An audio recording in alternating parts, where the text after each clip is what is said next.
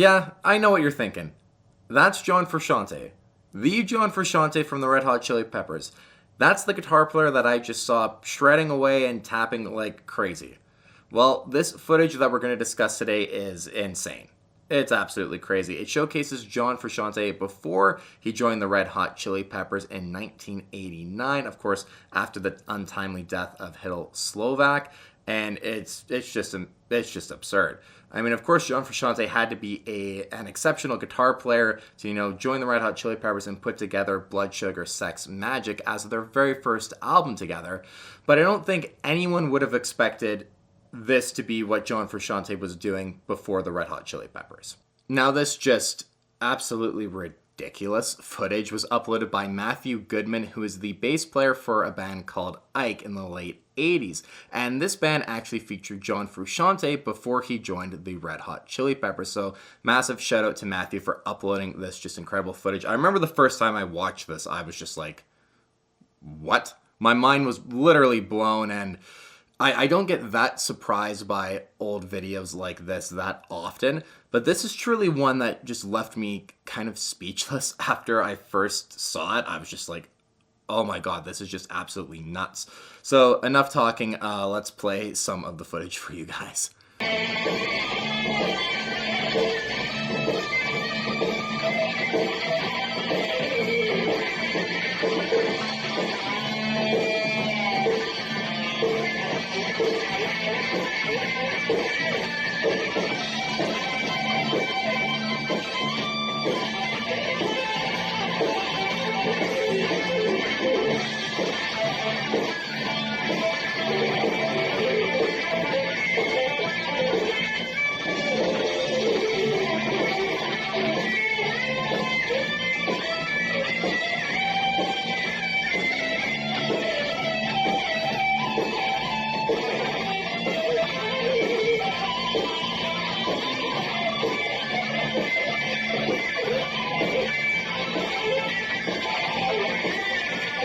So this footage is from 1987, just about a year and a half, 2 years really before John Frusciante would join the Red Hot Chili Peppers, of course, after the tragic and untimely death of Hitler Slovak.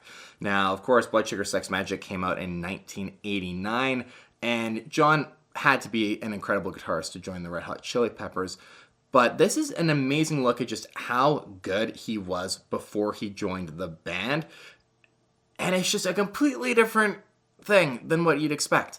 If someone had told me, oh, we've found some footage of John when he was 17 years old, I'd be like, oh, okay, cool. He's going to probably be playing some like Hendrix covers or something like that.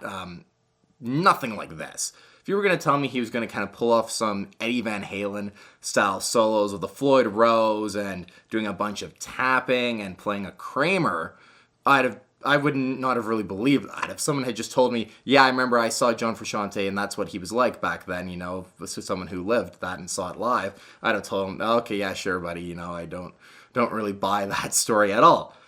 But this is just absolutely insane.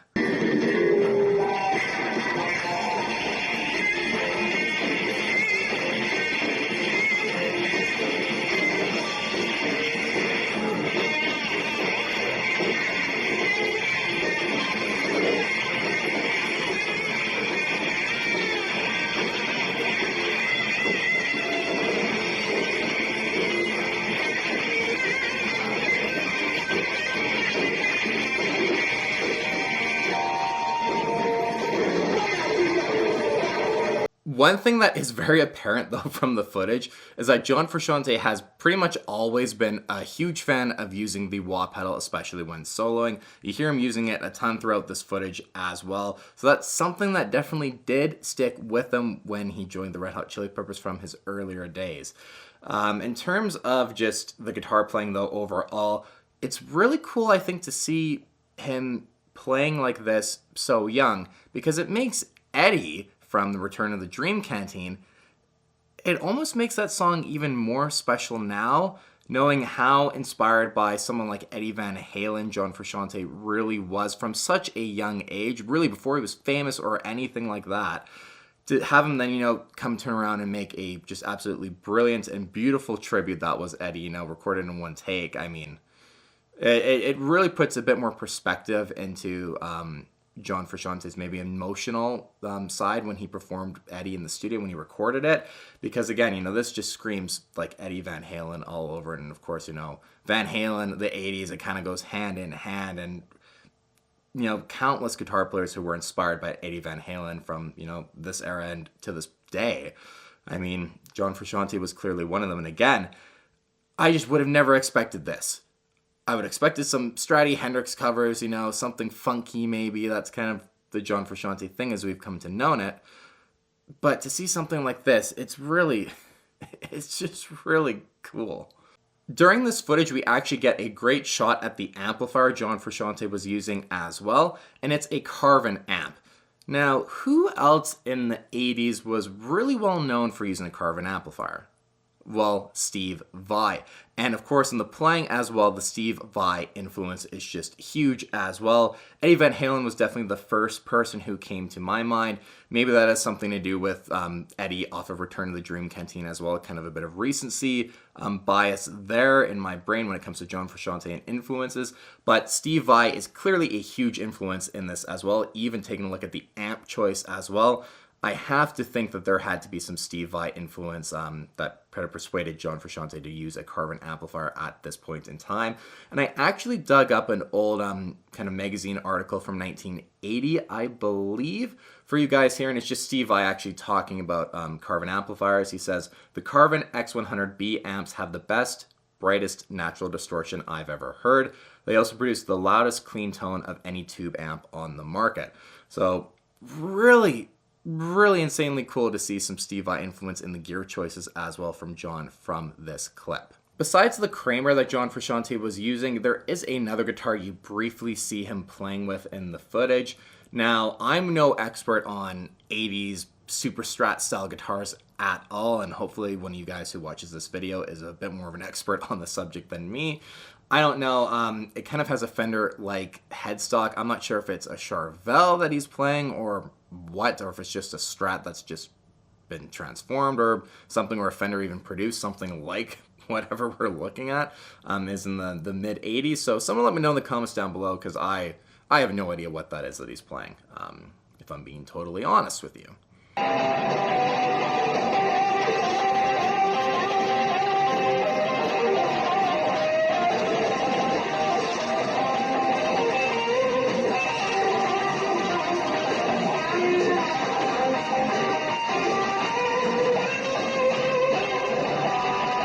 Yeah, that guitar looks like it almost has a reflective logo or something on the headstock. You can see it shining. Very difficult to make out what it is or whatever that is on the headstock, if that is in fact the logo. But yeah, I don't know what it is. Hopefully one of you guys know. So let me know in the comments down below. So just a massive thank you to Matthew Goodman for actually sharing this footage with the world. It's just an incredible look at John Frusciante from such an early age, and just, I said it and I'll say it again, I would not have bet on this being what I would have seen from John when he was 17. Yeah, this is one of the coolest things I've covered on the channel, I have to say. This is just insane.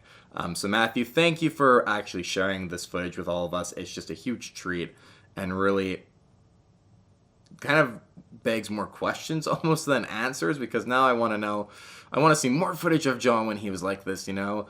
Was he playing other styles of guitar as well when he was this age, when he was gigging? Or I just want to see more of this too. More of this crazy Floyd Rose, Steve Vai, Eddie Van Halen playing from John Frusciante. I think it'd be really cool if, you know, John actually started playing one of these guitars maybe live again. I mean, I know they already did a tribute to Eddie Van Halen, and they're performing it live, and it sounds absolutely great. But I just think, you know, maybe on the next album, give us a curveball. Give us something that's a little bit more like this, even though it's not totally a Red Hot Chili Peppers thing, obviously. I think, I don't know, I just want to see more guitar playing like this from John. I think it would be really cool. I think it'd be really cool just to see something new and, well, not new, but something old, I guess, and refreshing from him and going back to his kind of earlier days. I think it might be cool just to see something like this. I don't know. Let me know if you agree or disagree with me in the comments down below. But just one bonus track from the next album that's like this could be really cool and really fun for the rest of the band to get in on, as well as something very 80s inspired. I think it could be cool. I don't know. So if you guys enjoyed today's video, please hit that like button, smash that like button for this incredible look at John Frusciante's guitar playing when he was, pre-Red Hot Chili Peppers John Frusciante era. And if you enjoyed this video as well and like to see more John Frusciante content, there's lots to check out on my channel, and please consider subscribing. If you want to be notified when I release new videos as well, please hit that bell button. That's actually how YouTube is going to notify you. Just hitting subscribe, it might show up in your feed from time to time, not always. So that's the best way to go about that. And as always, you guys, thank you so much for watching today's episode. Take care, and we'll see you on the next one.